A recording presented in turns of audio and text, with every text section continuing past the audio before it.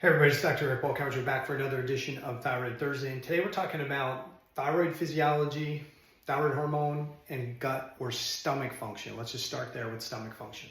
So a question came in from somebody: does thyroid hormone play a role in stomach function? This is a person who's got reflux and they've got some condition called Barrett's esophagitis. They're on thyroid hormone but still having these issues.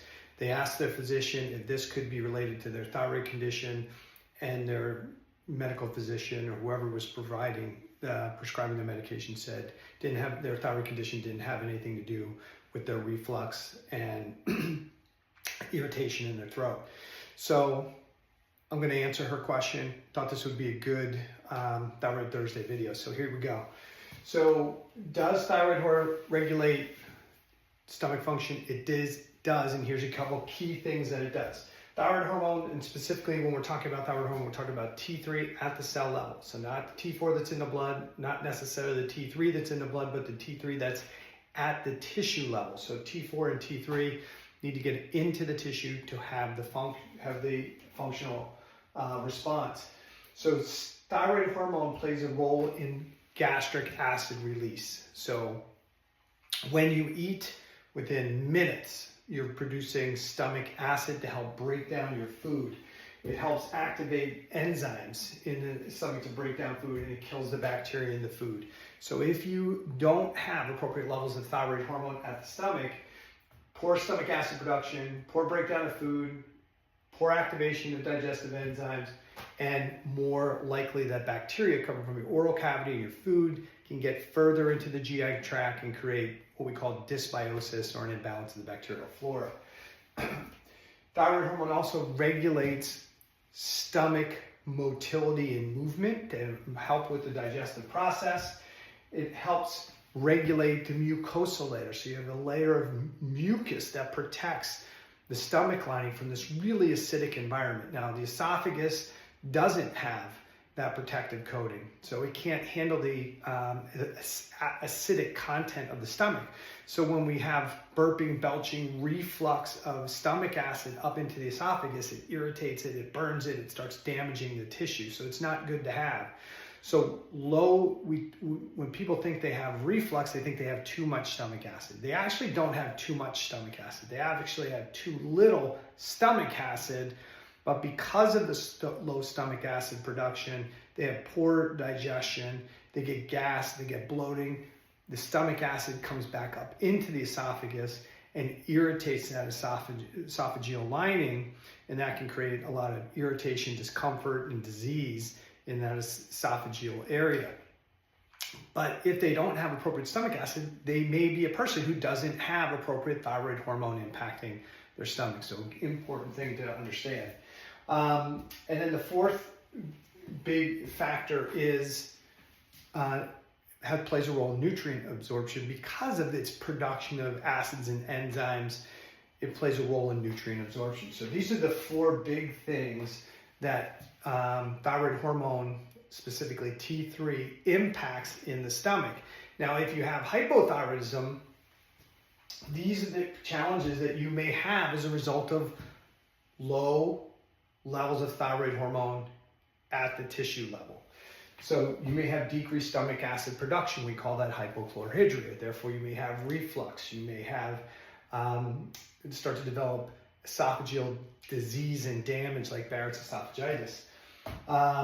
2, you may have decreased emptying of the stomach. So when you eat, food goes into the stomach, the acid's released, you start breaking down this food, and once it gets to a certain pH, then that pH triggers the opening of the valve that releases food into the GI tract. So with low T3, you don't get the acid production, you don't get the food broken down appropriately, and now that food can sit in your stomach longer, and that is what we call gastroparesis.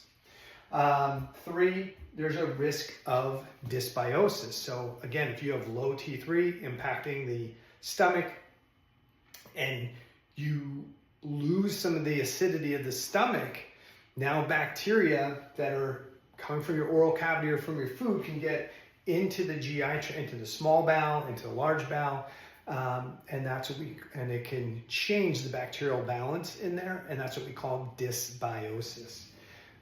4, you can have an increased risk of other immune or autoimmune conditions, because when there's reduced digestion, when there's bacterial overgrowth, we get increased inflammatory mechanisms.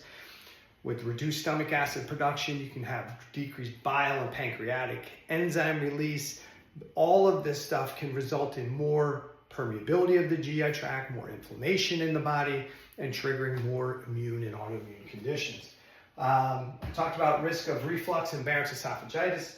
We talked about increased risk of reduced bile acid release and reduced pancreatic enzyme release, because the chyme, the contents of the stomach contents entering the small bowel is what we call chyme. Entering there triggers an appropriate level of bile release, depending on the fats that are being detected. The pH of the chyme determines how much pancreatic enzyme and bicarb and things are released. So you can have decreased bile flow and decreased pancreatic enzyme release as a result of problems in the stomach. And number 7, you're going to probably have micronutrient deficiencies because there are a lot of micronutrients that require a more acidic environment to be absorbed. B vitamins, iron, or 2 just right off the top of the list. So this is the impact. So what do you do with this information? Listen, if you get diagnosed with reflux, somebody says you have too much stomach acid, sure, you can take a reflux medication that lowers stomach acid, but it's not addressing the root cause. You're going to continue to have more problems in the GI tract as a result of taking an antacid on a regular basis. Yes, you may save your esophagus, but you may wind up with bigger GI problems. But if you get diagnosed with like gastroparesis or hypochlorhydria or low stomach acid or Barrett's esophagitis, consider the fact that you may have either a glandular thyroid condition developing, and maybe a cellular tissue hypothyroid process developing, impacting the stomach and potentially other tissues. So you might want to consider getting a thyroid assessment, and that means more than a TSH and free T4, because you can have reduced T4 to T3 conversion impacting the stomach, but still have a gland that's working appropriately. If you have questions about that, obviously you can reach out to me and ask me what's the difference between glandular and cellular hypothyroidism. You can pick up my book, The Thyroid Debacle, that I wrote with my friend Dr. Kelly Halderman. You can listen to lots of these Thyroid Thursday videos. I talk about it all the time. But if you have any of these conditions, you might want to consider having somebody from a functional medicine perspective assess your thyroid physiology. Hope this helps. If you have any questions, put them below wherever you watch the video. All right? Take care.